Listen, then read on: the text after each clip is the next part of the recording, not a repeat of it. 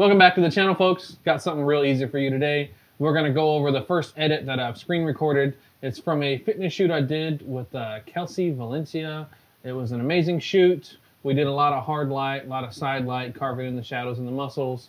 We're just gonna go through the Lightroom process, the Photoshop process, and kind of give a basic rundown how I go through my photos.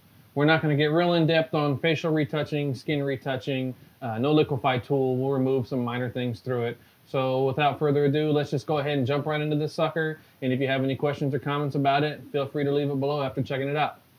Okay, let's start with our basics here in Lightroom. Lightroom Classic. I went ahead and selected this image. And when I roll through an image, I start in Lightroom, I pull everything in, I check the sharpness on it, make sure it's good enough.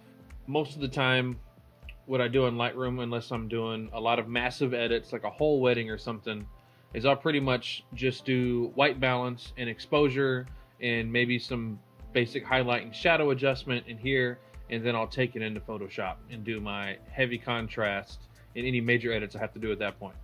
Now this is where your importance of getting everything right in camera really comes into play, because as of right now what I can tell you is that the exposure is pretty darn close to what we want it to be. It can go up a little bit, but we want to make sure we keep enough shadow detail in there to where we can really start to carve out the muscles and make the subject pop from the background. So like I said, basic exposure adjustment. I'll turn this up here a little bit. Going to bring the blacks down maybe just a hair. But I want to get more light on her face. So I'm going to bring in the radial filter around her face.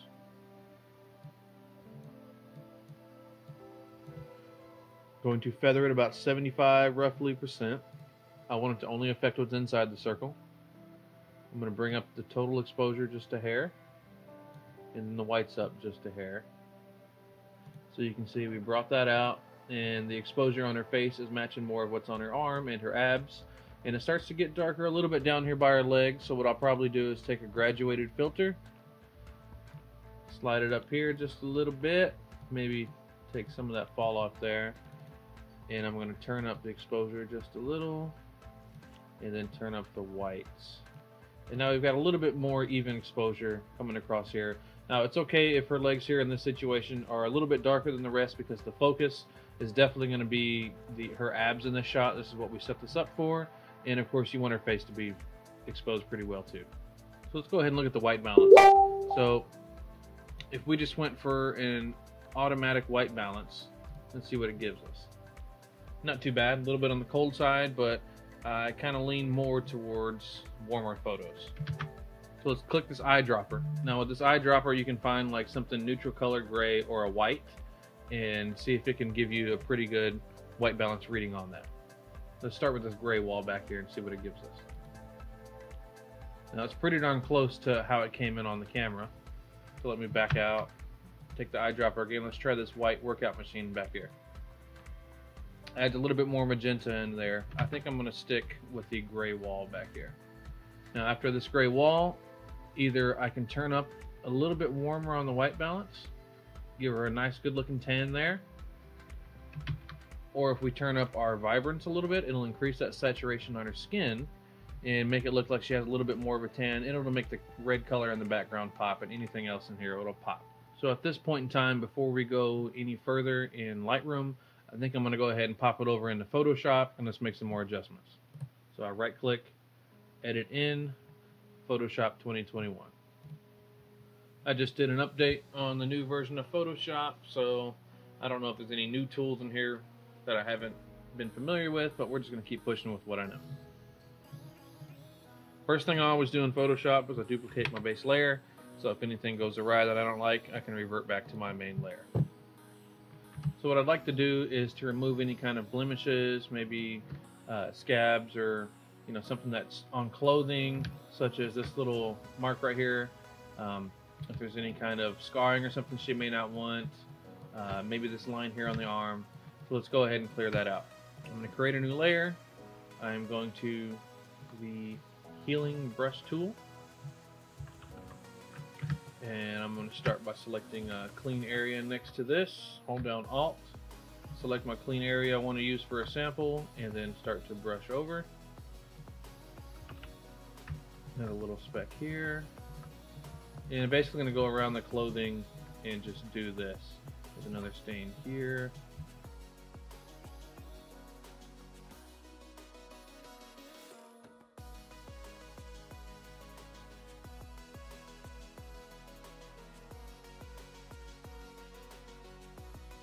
Okay, so for that basic clothing retouch and the skin retouch, we're looking pretty good.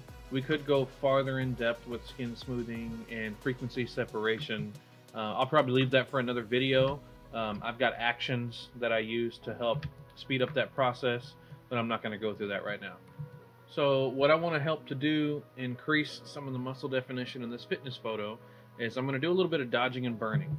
Now I have an action set up that helps me do it, but I can run y'all through really quick how I do this. Go to your adjustment layers. You're going to go to curves. You're going to turn up one layer pretty high, and I'm going to label this dodge. That's what we're going to use to make any areas brighter. And then I'm going to select the mask section here and invert it to make it invisible. Now we're going to do another curves layer, and this time we are going to darken it. This is going to be our burn layer, which will darken in any extra shadows that we want. Again, I'm going to click on the mask section and invert it, Control I. Now what I also want to do is create a black and white layer, and I'm going to select these three and right click on them, and I'm going to group them. So the shortcut for grouping on Windows is Control G. I'm going to name this D and B for dodge and burn curves. So while I'm dodging and burning, I like to have the black and white layer turned on so there's no color definition that throws me off. I'm only seeing the black and white values for enhancing the highlights and shadows. So I want to burn in some of these shadows to create some more muscle definition, and I'm going to dodge in some of these highlights to create more muscle definition. Let's start with the dodge. So with this layer selected, I'm clicking on the black portion here. I want to go to my brush tool, which is B, and I'm going to take my flow down to about 2%. I only want very minute details while I'm doing this. And I'm doing it with a mouse right now in the moment, but if you have a tablet with a pen, I highly suggest using that. So while looking at this here, let's go ahead and slightly, make sure your white layer is selected over here, and let's slightly start to bring out some of these highlights that we see.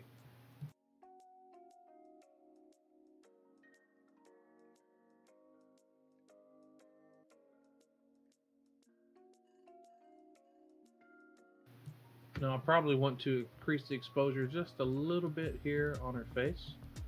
So with the dodge selected, I can just lightly paint over, and it'll increase the exposure just ever so slightly.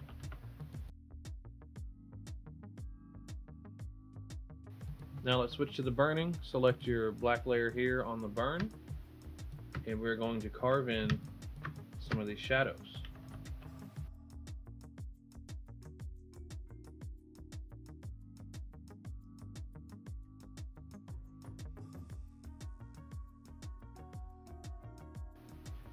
So now if we turn our black and white layer off, we can go up to our top layer here on dodge and burn, and we can turn it off and on. And look how we're really starting to make those muscles pop. Then you can go to your opacity layer here. I like to turn it all the way down on my adjustments and then slightly turn the opacity up. So this is all the way on, all the way off. And I kind of like to go up just slightly until we find like a happy medium. After going back and looking, I think the section we did over here, I think we dodged it in a little bit too much. So with this masking layer selected, I can switch the paintbrush to black, leave it at 1%, and we can erase some of this over here.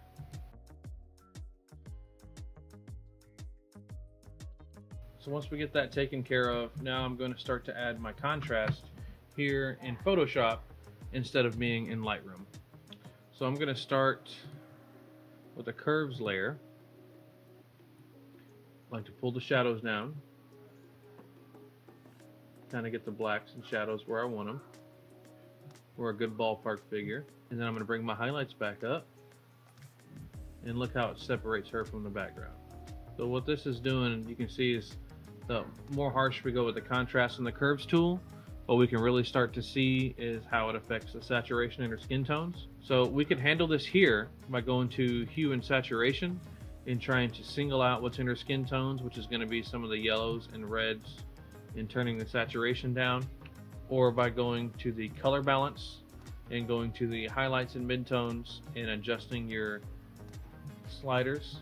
But at this point in time, I'm just focusing on the contrast. If the different saturation tones don't get too heavy, after we export this and go back into Lightroom with our TIFF files, that's going to be a very, very quick, easy fix in Lightroom.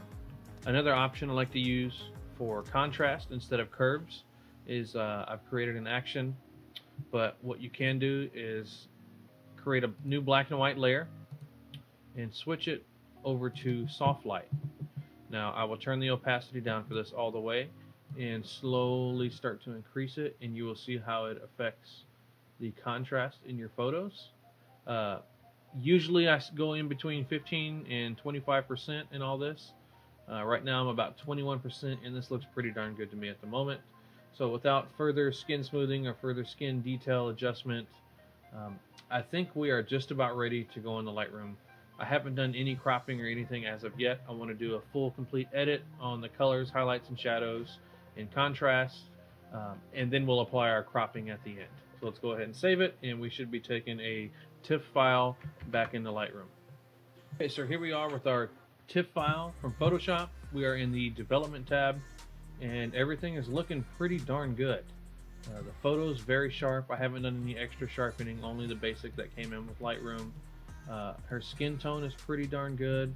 The saturation on her skin looks pretty good. So we're going to do our final little adjustments here. If we turn up the contrast here in Lightroom, I don't like how much it affects the saturation on her skin. It seems to be too harsh.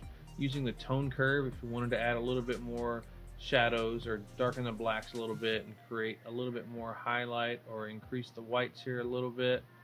What I like to do to increase exposure on skin tones just slightly is go down to my luminance tab here, and then I click this little button here, and it allows me to take anything I like here. So whether it's this color, whatever it is, anything I click with this little crosshair is going to select that information, and it's going to change the luminance values whether I slide my mouse up or down. You can see those are just major changes. Of course, we don't want to do anything that much, but a slight little minute adjustment on her skin that helps really pop right there. Now I think the shadows are very dark in this photo. If I try to turn them up just a hair, all the way, of course, that's a major adjustment. All the way down, that's what it looks like. Always check your extremes. Check all the way up, check all the way down, and then just slightly adjust. I kind of like to make it slightly more gritty.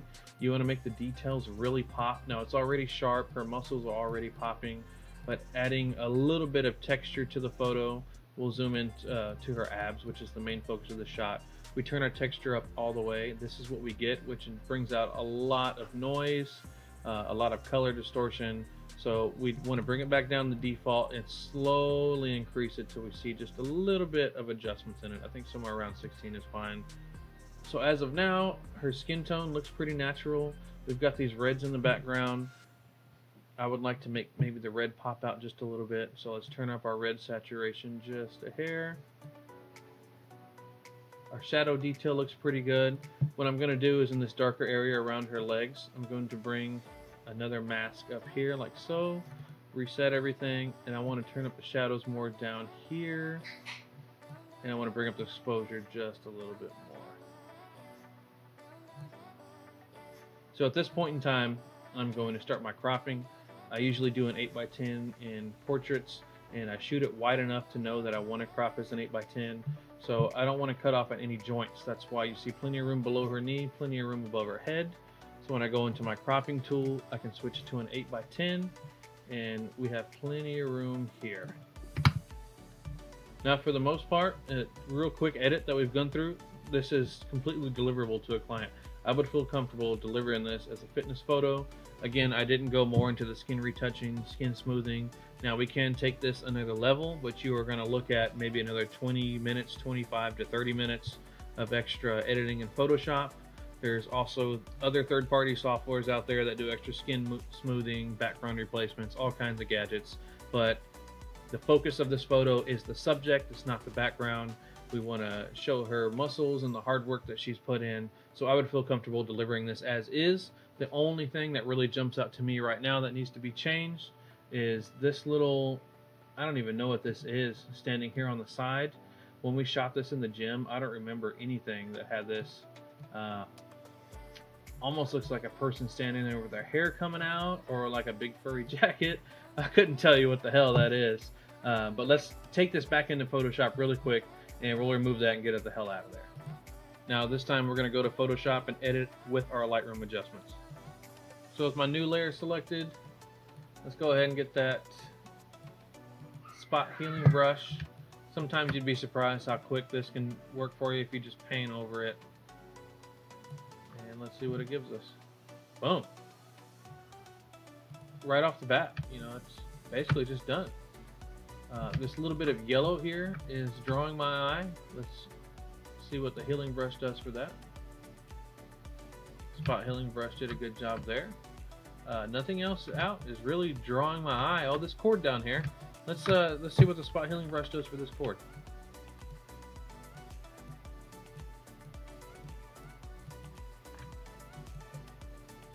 Wow. Yeah. There we go. Quick little basic edit. This line here is drawing my eye, which I don't want it to. There we go. Okay, so let's do a slight little tone adjustment. So again, I have a action I like to do for tone adjustments, but I call it toning warm and cold. Basically what I do is I get my color balance layer. I like to go to the shadows and slightly increase the shadows just a hair to the blue. And then I'll take the reds and bring them down just a hair to the cyan. And then I'll go to the highlights and slightly make it more yellow and slightly make it more red. So when I turn this off and on, you can see a major adjustment there. So again, like I did with the contrast with the black and white layer before, I'm going to turn the opacity all the way down and just slowly increase it till I catch a slight part that really draws my attention. So I think somewhere in there, if I turn it off and on, you can see just that tiny little bit of adjustment in the color, and it's almost more of a contrast just for color. So let's save it, bring this new TIFF file back into Lightroom, and see what we get. So I would say we're 95% done, 99% done. Again, this is also deliverable. I want to crop it. Let's bring it into our 8x10 here, just below the knee. See what that gives us. There we go, that's nice. And the final little touch I'm going to do, add the tiniest little bit of post-crop vignetting here, just around the edges. Smidgen on the whites again. I think we're good to go. So that's going from Lightroom to Photoshop, in and out, showing you how you can make your adjustments. And I feel completely confident this is something you can deliver to a client after their fitness shoot. So if you made it this far, thanks for tuning in. These are just basic run-throughs between Lightroom and Photoshop, how you can go back and forth between the software, basic exposure, contrast, color correction, white balance, and get you something that's perfectly deliverable for just about any client out there.